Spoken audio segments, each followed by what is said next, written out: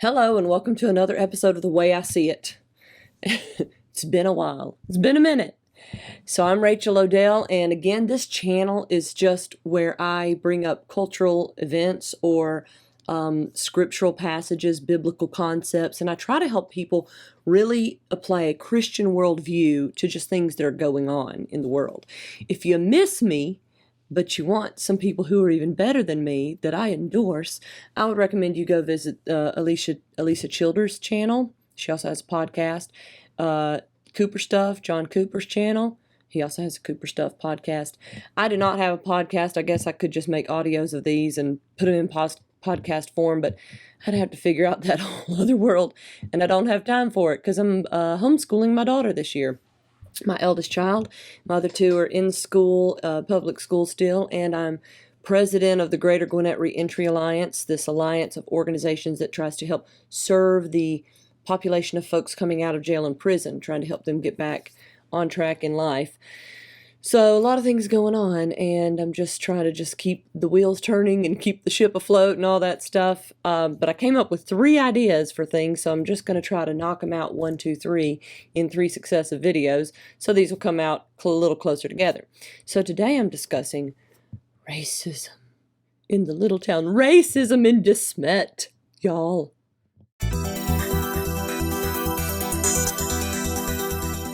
I came across it because I was reading this book with my daughter, and then I was like, I need to talk about this. I've just adjusted the light, just in case you can't see how it's kind of different now. This lamp over here, I just moved it. It was like pointing a little more that way. I pointed it more upward so to kind of cast more even light over me here. Because the window, sometimes the window casts great light, but the sun is going down now, and so it's not as great.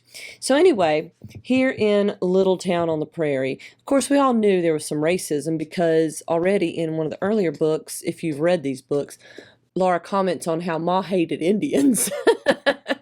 And of course, you know, I mean, in that day, these folks are just going out and they think this land is just free to settle, and they don't really worry their minds over what the U.S. government did to the natives, you know, to get the land for them to be able to settle it. They just know there's a lot of land and we get a chance to go settle it. Woohoo! We don't really worry ourselves with the Indians, other than the fact that they can sometimes be violent and come and attack people and, you know, murder people. And of course you're like, well, what about them? They've been murdered. True. Yes, people all over the world for millennia have been murdering each other, and it's not just white people.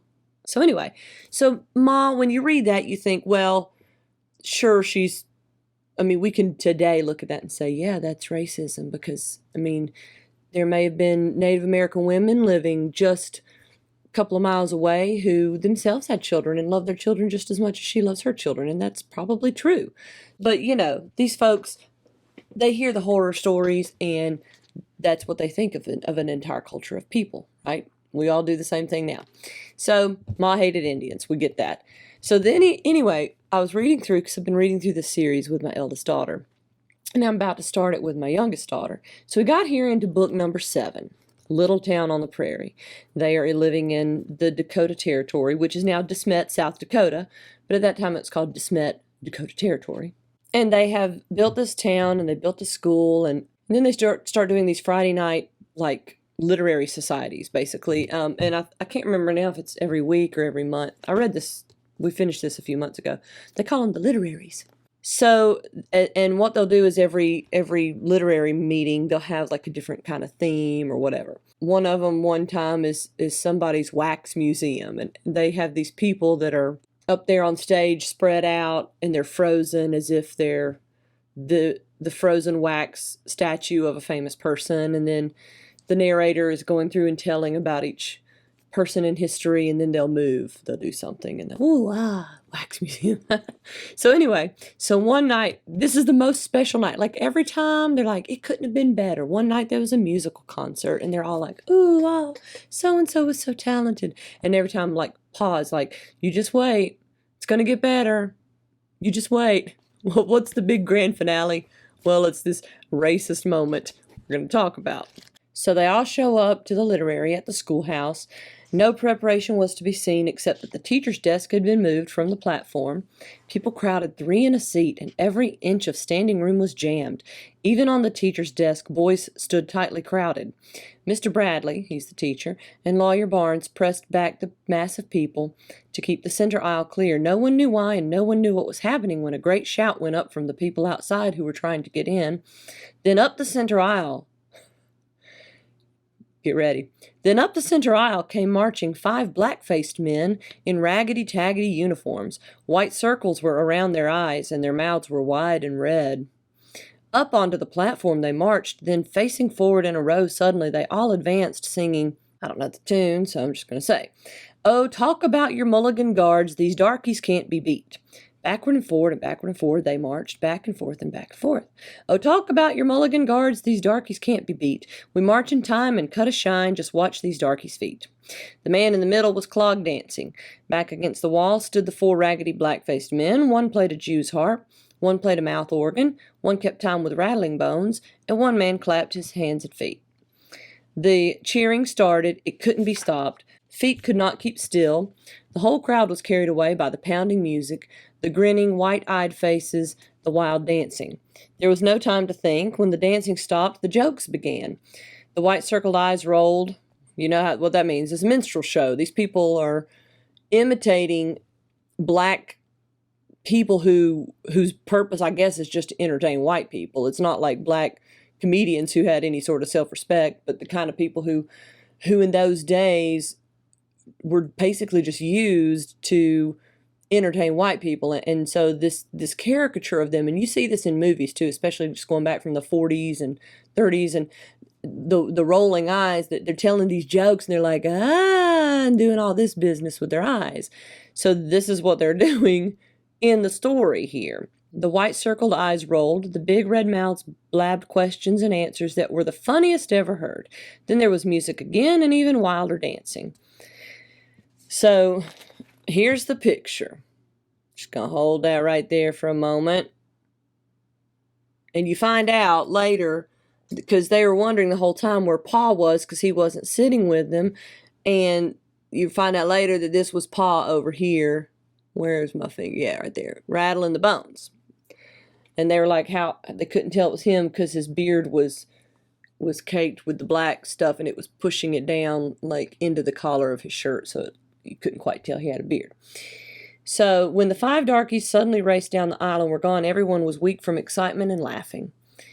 Then that was it. You know, it kind of keeps going, and Laura is figuring out, like, who was this one, who was that one. And then she wasn't sure, you know, who Paul was, but I think she figures it out. So anyway, when I looked ahead as I was reading this with Lydia, and I saw that coming up, I was like, oh, we gonna have a talk. So, you know, my point in bringing it up is not to say, burn these books. Because honestly, it's the only moment other than that one line in a previous book where it's like, Ma couldn't stand Indians. This is the only time that you see racism. Really, in her experience growing up, they just weren't having these encounters with people of other races and other cultures. So they just, to them, it was just something to make light of. It wasn't that they were trying to be mean. I don't think if they had met a black person that she would have dismissed this person as a complete buffoon just because they had this minstrel show. We know that in past times, the ideas of minstrel shows, they just thought it was funny. I mean, because they didn't see necessarily black people as someone to be taken as seriously, maybe, or maybe they didn't perceive that they had as much height of mental acuity or depth of emotion and feelings as we do, which we know is not the case. We know that we all have the same mental capabilities and the same depths of emotion, but we gain that knowledge over time as we have come to experience community with one another. And of course, nowadays, the far left wants us to separate again because they think people need their safe spaces and they need to just be with the people of their culture, which is the problem that led to something like this in the first place. So let's not segregate, let's integrate. So anyway, as we read this, I just basically talked about that with her. I said, look, the Wilders, as we've read, I mean, the Ingalls, she became a Wilder when she married. The Ingalls were good people. They were hardworking. They taught their children to be kind. They believed in God and went to church, and they were kind to their neighbors. They were very helpful. I mean, there was so much to learn about. If you want to ever be a homesteader, you can learn a lot from reading these books. There's just so much to learn, and they had just grit and toughness in their character, and those are all good things. And you can look at this episode and say, this was wrong. This was a negative quality. But it doesn't mean that you then say, and I'm not going to read these books. I can't believe it. I just can't believe it. No. You just got to say, this was wrong. This was a negative aspect of their character. There was probably a lot of ignorance that fueled it. And that's it. That's it. And we just keep moving. We keep on going. We are not going to endorse that behavior. We are not going to say that was the most hilarious thing. I wish I could see a minstrel show. We're not going to, that's not the point. That's not where we go.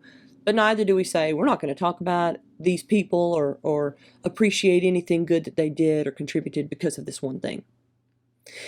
So anyway, just wanted to bring that up. Just wanted to talk about it because I thought it was interesting. And when I read it, and I was like, oh my gosh, I want to talk about this on the way I see it. So that is Little Town on the Prairie. Oh, and that's chapter 21. It's called The Madcap Days. Chapter 21 in Little Town on the Prairie, which is book 7 in the series. Thank you so much for watching. Please remember to like this video and subscribe. I have a couple more coming up soon, so tune in for those because I'm about to record them right now.